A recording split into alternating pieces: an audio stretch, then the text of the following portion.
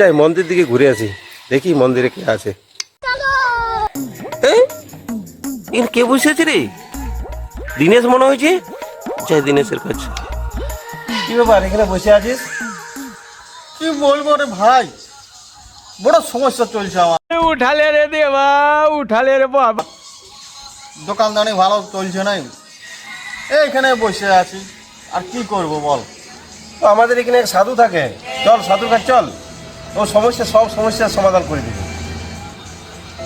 বলছিস? হ্যাঁ চল, এই তো আমাদের এই বাগানে থাকে, চল। তাহলে চ দেখি কি বলছে সাধু বাবা। চ চ চ চ তাহলে সাধু বাবার কাছ থেকে ঘুরে আসি। চ কি বলছে দেখি, সমস্যাটা কি বলছে। ওই দেখ সাধু বাবা বসে আছে। কই রে ওইটা দেখি নাই যে রে। প্রণাম সাধু বাবা, প্রণাম। বলো বৎস। প্রণাম প্রণাম সাধু বাবা, প্রণাম প্রণাম। বলো বৎস, কি মনে করে আগমন? বড় সমস্যা আমার বাবা, বড় সমস্যা। কিসের সমস্যা? আমি সাধু বাবা আছি তো, সমস্যাটা কিসের? এই সমস্যা বলো। সমস্যা মনের কথা করে বলা যাচ্ছে না সাধু বাবা। কেন? সমস্যার সমাধান করতে গেলে মন থেকে খুলে বলতে হবে, তাহলে সমাধান করা যাবে না। अच्छा ठीक है। বলা যাবে না? সমাধান তো করতে হলে মন থেকে বলতে হয়। চলে বসেছিলাম, দোকানদানি ভালো চলছে নাই, দোকানদানি শুধু ধারে। এ মাদলের খুব প্রয়োজন।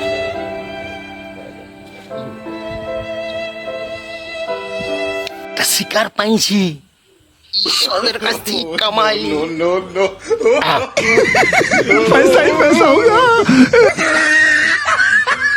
সমস্যাটাকে ভালো করে খুলে আমাকে বলো। আমার সমস্যা দেরি, সংসারে অশান্তি, আচ্ছা টাকা পয়সা নাই। আচ্ছা। টাকা পয়সার খুব প্রয়োজন, মানুষ এত এত টাকা রোজগার করছে, আমি কিছু পাচ্ছি না।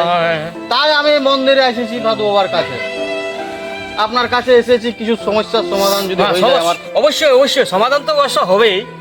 তাহলে মাদল একখানা নিতে হবে অবশ্য। মাদল একখানা তো নিতেই হবে, না ছাড়া তো সমস্যার সমাধান করা খুব কঠিন। মাদল একখানা নিতেই হবে। পয়সা কেমন লাগবে বাবাজি? মাদলের দাম বাবাজি 1001 টাকার মতন মাপুদিন লাগবে। 1000? 1000। तेरा बाप यहाँ छोड़कर गया था कि तेरी माँ? 1 টাকা। তো টাকাটা কোথায় পাবো বাবাজি? আরে 1001 টাকা এমন কোনো তো ব্যাপার নয়। 1001 টাকা এই মাদলি চান করে বসছ, কালকে সকালে চান করে এই মাদুলিটা পড়বে।